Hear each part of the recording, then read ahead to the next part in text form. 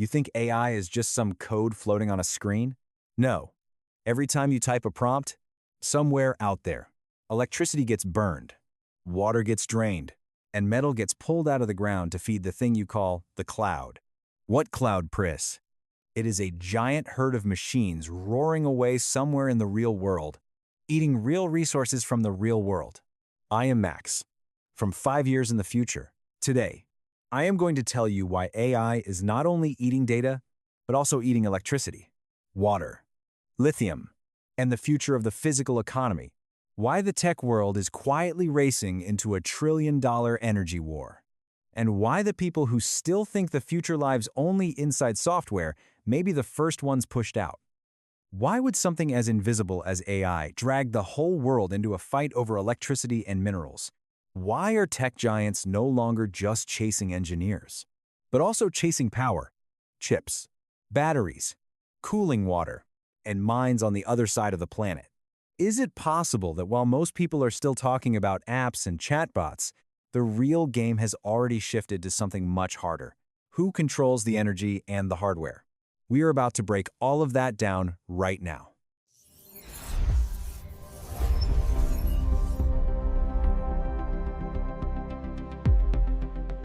This video is not here to make technology sound exciting. I want to pull you off the screen for a minute, because the biggest limit on AI now is no longer ideas.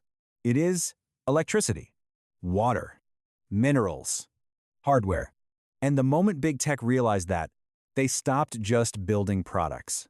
They started quietly rearranging the economic board of the real world. Think about something simple. You open your phone, type a few words, and AI gives you an image, a song, or a short video in seconds. It feels so smooth that it is easy to imagine it as some light piece of software floating in the sky. But there is nothing light about the cloud.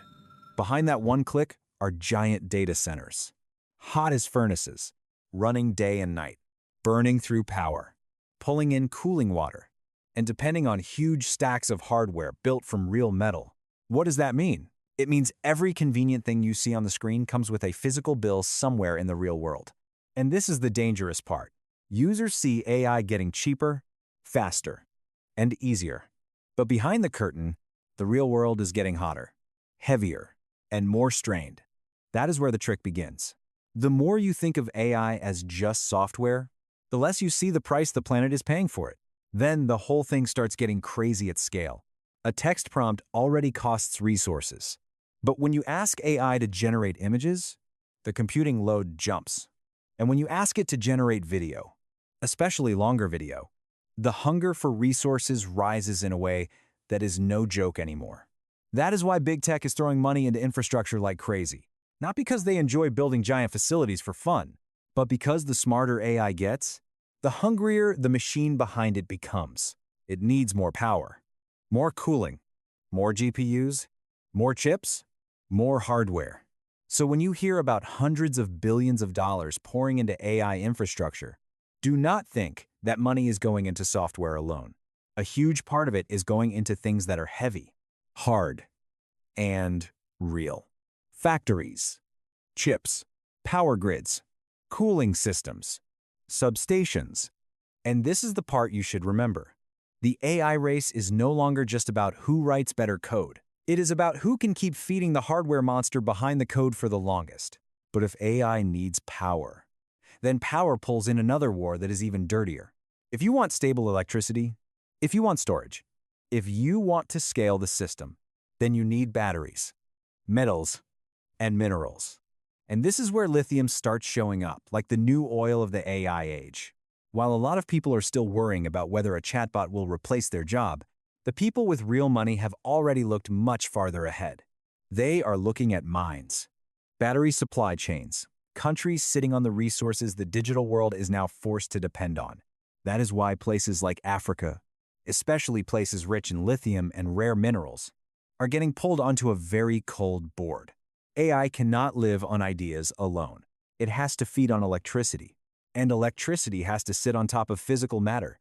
That is the real flip of this era. The more people dream about a limitless digital future, the more real value starts running back toward what is heavy, hard, scarce, and buried deep underground. This is where the story really starts heating up. Once AI exploded, big tech did not just go hire more engineers. It started rushing to grab electricity like a thirsty man rushing toward water. Because at the end of the day, no matter how smart a model looks, it is still a monster that eats power. No stable electricity, no substations, no transmission capacity, no enough generation, and the whole AI machine freezes. That is why tech companies are no longer acting like software companies alone. They are starting to act like infrastructure barons, signing long-term power deals, hunting land near energy sources, pouring money into data centers, even looking at nuclear power, natural gas, and anything else that can keep the system alive. That is a huge rule change. A lot of people still think the future of AI will be decided by coders and founders. No. More and more, the people deciding how far AI can go may be the people controlling electricity, grids, substations, and the right to feed the machine behind the curtain. Then, from electricity, the whole thing drags in a supply chain that many tech people used to ignore. If you want to scale AI, you do not just need chips. You need land to build on, water for cooling, transformers, cables, construction crews, factories strong enough to push hardware out on time. What does that mean? It means this game is no longer just about who has the best idea. It is about who can drag an entire convoy of physical reality behind that idea. And this is where it starts hurting. Software can scale fast, but a transformer does not appear overnight. A mine does not get dug out in one quarter. A chip factory does not get built because someone gave a beautiful pitch. So the things that once looked slow, old, and industrial now become the choke points of the AI era. A new app may launch in a few weeks, but to support that app at global scale, it may take years of electricity, water, metal, and supply chains already stretched to the edge. And once the choke points appear, money starts running straight toward them. It is not an accident that investors now look very differently at things that used to sound boring. Utilities, cooling, infrastructure, industrial logistics, materials, batteries, mining. The things that once felt heavy, slow, and not exciting are now turning into the real backbone of the AI race. There is another brutal reversal here, too. The more digital content gets created almost for free, the more valuable the physical things behind it become. AI video may get cheaper, but the electricity needed to generate it does not magically become free. A chatbot may talk faster, but the water needed to cool the data centers behind it does not become infinite. That is where so many people are seeing the world upside down. They see digital products getting cheaper and easier, then assume everything underneath must be getting lighter too. No. Under that smooth surface, the real world is getting tighter, more contested, and more expensive step by step. The real turning point is here. AI is not making the economy more virtual. It is dragging the economy back toward the physical world. It sounds backwards, but that is exactly what is happening. The more things on screens can be created in seconds, the more the real fight moves toward things that cannot be copied with one click. Electricity cannot be copied. Water cannot be copied. Copper, lithium, industrial land, chips, transmission lines, substations. Those things do not multiply because someone made a nice technology promise. And from that moment on, the whole board changes. The people who still think the future only belongs to apps, content, branding, and the software layer on top may be standing in the wrong place, because the layer on top can change overnight. The layer underneath, the layer feeding the whole system, is where serious money, serious power, and serious conflict start gathering. That is why I keep saying this is not only an AI race. It is a race over who controls the physical base strong enough to keep AI alive the longest. And that is where the picture gets cold and practical at the same time. While a lot of office workers are still worried about whether chatbots will replace them, another group has already started following the money in a very different direction. They are looking at utilities, grid engineers, industrial cooling, semiconductors, batteries, mining. The people who know how to build, run, repair, and keep the physical world from collapsing under the weight of the digital one. This does not mean everyone now has to go dig mines or apply for a chip factory job. The point is bigger than that. If you still think the future will only reward people sitting in front of screens, you may be missing half the board.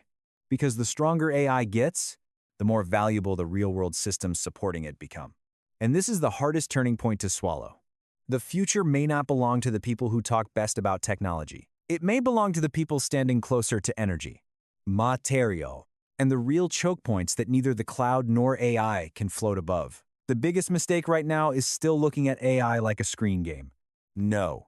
If you still think this is only about software, then the real board has probably already moved somewhere else. The real signal is where the big money is going. It is not flowing only into new apps, new models, or whichever company sounds smartest when it talks about AGI. It is flowing into electricity, factories, cables, chips, minerals, industrial land, and every layer that keeps the so-called cloud alive. That is the most painful turning point for a lot of people.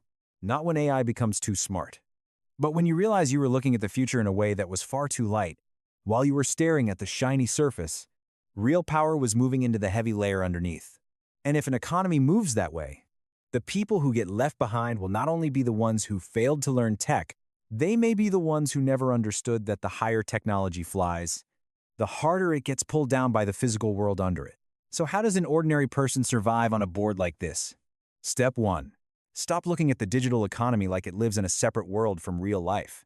If you want to understand where money will go, where jobs will grow, and where power will gather, then look down at the hardware layer. Look at electricity. Look at the grid. Look at data centers. Look at logistics. Look at semiconductors. Look at cooling. Look at the things that sound boring but are actually carrying the whole AI boom on their backs.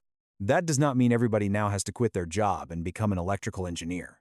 It means you need a different lens. Do not just ask. What can AI do? Ask one more thing. What in the real world is being pushed harder so AI can do that? That question matters.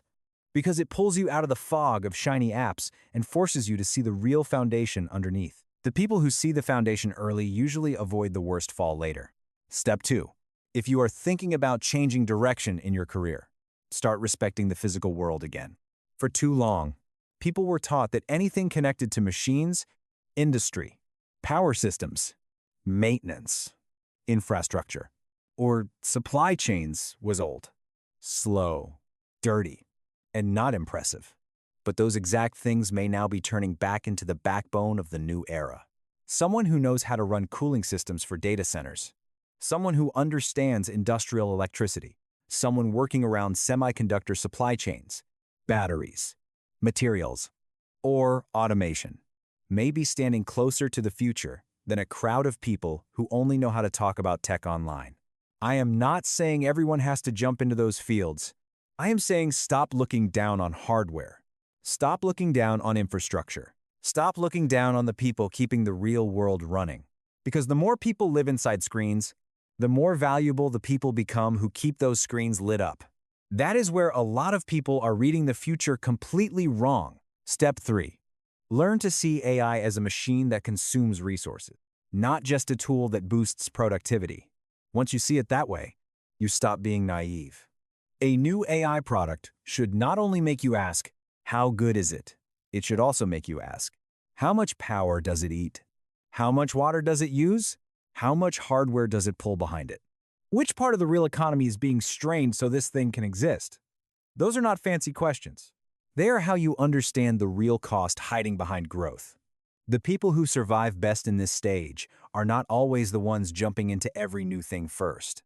More often, they are the ones who can see the physical price of digital convenience, then position themselves closer to where real value is being built.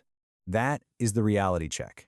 The most dangerous future may not be one with too few ideas. It may be one with too many ideas. Too little electricity, too little water, too little metal, and too many people still acting like everything on a screen is free. So if you still believe AI is only about software, apps, chatbots, and whatever happens on a screen, then it may be time to let go of that belief. What is coming is not just a digital revolution. It is a very real fight over electricity, water, minerals, infrastructure, and the right to keep the entire AI machine alive behind the shiny surface users get to see. It sounds dry, but that is exactly why so many people ignore it, and exactly why so much serious money is quietly moving there. I am Max. And if videos like this help you see the hidden side of the AI era more clearly, stay with the channel, because in the next episode, we are going into an even more uncomfortable question. If AI does not just consume electricity and resources, but starts pulling geopolitics and resource conflict into the fight too, how tense does the next 10 years get?